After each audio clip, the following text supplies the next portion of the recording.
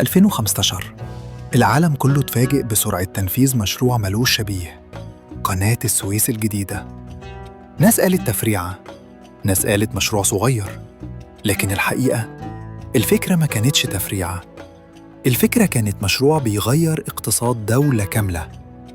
الهدف ما كانش مجرد إن السفن تعدي أسرع، الهدف كان مضاعفة القدرة الاستيعابية للقناة وتقليل زمن الانتظار ورفع تنافسيتها قدام طرق تانية في العالم.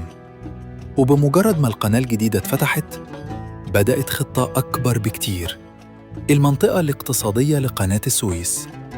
مشروع على مساحة 460 كيلو متر مربع، منطقة صناعية ولوجستية، مواني، مصانع، شركات عالمية، كله معمول عشان قناة السويس ما تكونش طريق تعدي منه السفن، لكن مركز إنتاج وتجارة في نص العالم.